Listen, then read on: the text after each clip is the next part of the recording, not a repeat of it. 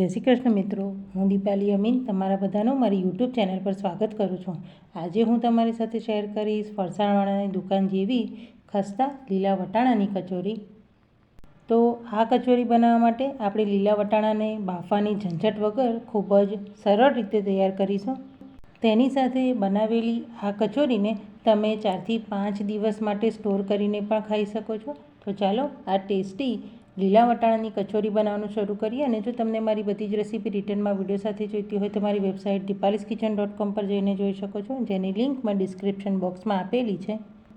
તો market style crispy લીલા વટાણાની કચોરી બનાવવા મેં અહીંયા 2 કપ એટલે કે વજનમાં 250 ગ્રામ જેટલો મેંદો લીધેલો છે। જો તમારે મેંદાના બદલે થોડો ઘઉંનો લોટ એડ કરવો હોય તો 1.5 કપ મેંદા સાથે અડધા કપ જેટલો ઘઉંનો લોટ પણ એડ કરી શકો છો।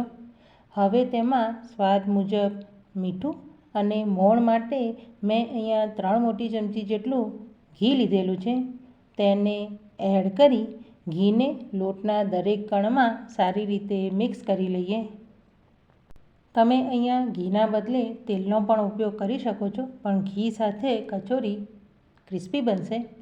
તો હવે તમે જોઈ શકો છો કે મેં ઘીને લોટમાં સારી રીતે મિક્સ કરી લીધેલું છે અને લોટનું ટેક્સચર જોઈએ તો તે ક્રમ્બલી થઈ ગયું છે।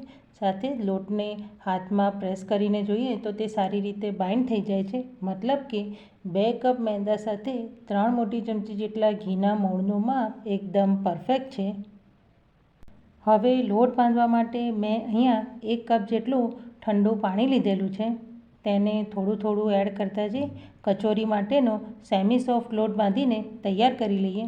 તો અહીંયા આપણે લોટને ન વધુ પડતો હાર્ડ કે ન વધુ પડતો સોફ્ટ રાખવાનો છે। તેની સાથે લોટ બાંધતી વખતે તે વાતનો ખાસ ધ્યાન રાખવું કે એકસાથે વધુ પડતું પાણી એડ નથી કરવાનું, થોડું થોડું પાણી એડ કરતા જઈ કચોરી માટેનો લોટ બાંધીને તૈયાર કરવાનો છે। આપણે અહીંયા લોટમાં ઘી એડ કરેલું છે, તો ઠંડુ પાણી એડ કરવાના લીધે ઘી ઠરી જશે અને જ્યારે આપણે કચોરીને ફ્રાય કરીશું ત્યારે તે ઘી મેલ્ટ થવાના લીધે ક્રિસ્પી તૈયાર થશે।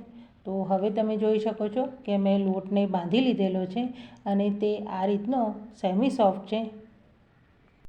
અને આ રીતનો લોટ તૈયાર કરવા માટે મારે 3/4 કપ જેટલા ઠંડા પાણીની જરૂર પડેલી છે। હવે લોટને ઢાંકી અને 15 થી 20 મિનિટ માટેનો રેસ્ટ આપી દઈએ, જેથી લોટ સારી રીતે સેટ થઈ જાય।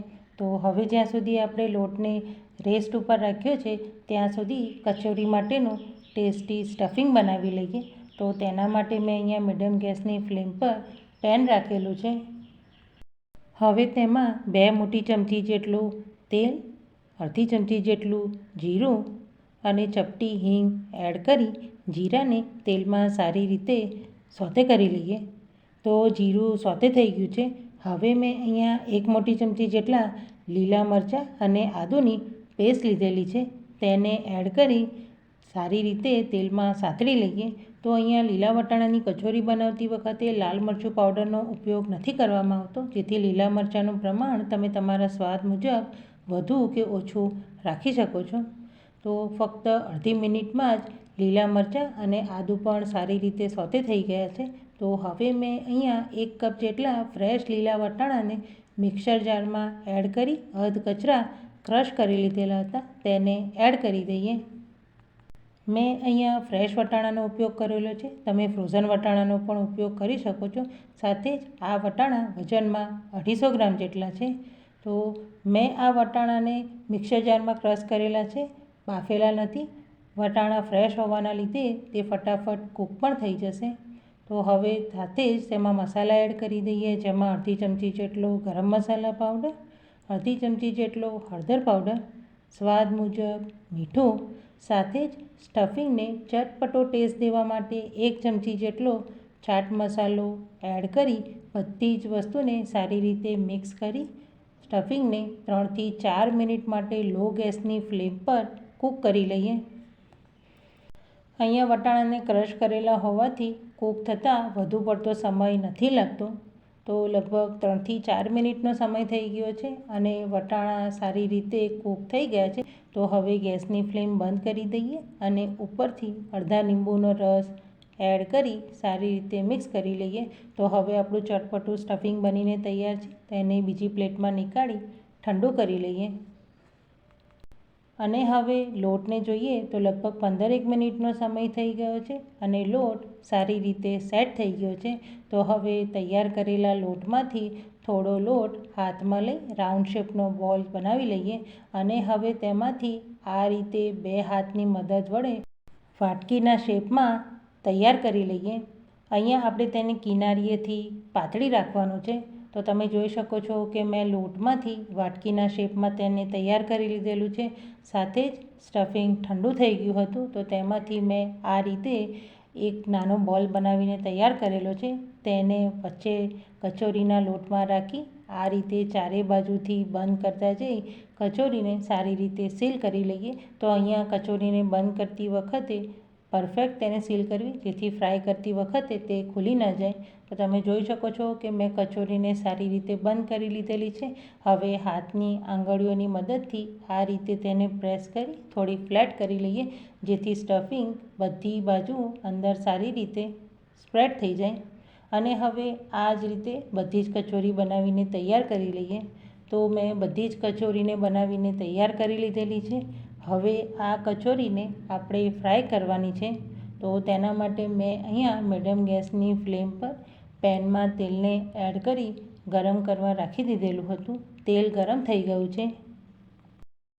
હવે તેમાં તૈયાર કરેલી કચોરીને એડ કરી દઈએ. અહીંયા તેલમાં સમાઈ શકે તેટલી કચોરીને મેં તેલમાં એડ કરેલી છે. શરૂઆતમાં આપણે કચોરીને પલટાવવાની ઉતાવળ નથી કરવાની. સાથે ઝારાની મદદથી આપણે કચોરી પર આ રીતે તેલને એડ કરતા જવાનું છે જેથી કચોરી ફૂલી અને ક્રિસ્પી તૈયાર થશે. તો તમે જોઈ શકો છો કે 2 થી 3 મિનિટનો સમય થઈ ગયો છે અને કચોરી ફૂલવા લાગી છે. તો હવે આ જ રીતે કચોરીને બંને બાજુથી પલટાવતા જઈ ગોલ્ડન બ્રાઉન અને ક્રિસ્પી થાય ત્યાં સુધી ફ્રાય કરી લઈએ. સાથે જ કચોરીને ફ્રાય કરતી વખતે ગેસની ફ્લેમ મીડિયમ રાખવાની છે જેથી તે અંદર સુધી સારી રીતે ફ્રાય થાય અને કાચી ન રહે. તો લગભગ કચોરીને ફ્રાય થતાં 8 થી 9 મિનિટનો સમય થઈ ગયો છે અને તમે જોઈ શકો છો કે કચોરી બંને બાજુથી સારી રીતે ફ્રાય થઈ ફૂલી ગઈ છે અને ગોલ્ડન બ્રાઉન અને ક્રિસ્પી થઈ ગઈ છે. તો હવે તૈયાર થયેલી કચોરીને તેલમાંથી નીકાળી ટીશ્યુ પેપર પર રાખી દઈએ જેથી તેમાં રહેલું બધું જ વધારાનું તેલ નીકળી જાય. તો જોતાં જ ખાવાનું મન થઈ જાય તેટલી ટેસ્ટી આપણી લીલા વટાણાની કચોરી બનીને તૈયાર થઈ ગઈ છે. તો હવે તૈયાર થયેલી ગરમા ગરમ કચોરીને સર્વ કરી લઈએ. મેં અહીંયા કચોરીને ગળી ચટણી અને કોથમીર ફુદીનાની ચટણી સાથે સર્વ કરેલી છે. તમે તમારી મનપસંદ ચટણી સાથે તેને સર્વ કરી શકો છો. સાથે તૈયાર થયેલી આ કચોરીને તમે 4 થી 5 દિવસ માટે સ્ટોર કરીને પણ ખાઈ શકો છો. સાથે મુસાફરીમાં પણ સાથે લઈ જઈ શકો છો. તો જોઈને ફ્રેન્ડ્સ તમે કે લીલા વટાણા સાથે કચોરી બનાવવી કેટલી સરળ છે જે ખૂબ જ ફટાફટ બનીને તૈયાર થઈ જાય છે. તો તમે પણ એકવાર આ રીતે તેને ટ્રાય કરી તમારો એક્સપિરિયન્સ મને કમેન્ટ સેક્શનમાં જરૂરથી બતાવજો. અને જો તમને મારી આ રેસીપી રિટર્નમાં વિડીયો સાથે જોઈતી હોય તો મેં વેબસાઇટની લિંક ડિસ્ક્રિપ્શન બોક્સમાં આપેલી છે. અને જો તમને મારી આજની આ રેસીપીનો વિડીયો પસંદ આવ્યો હોય તો તમારા ફેમિલી ફ્રેન્ડ સાથે શેર કરી મારી ચેનલને લાઇક કમેન્ટ કરી સબસ્ક્રાઈબ જરૂરથી કરજો. Thank you.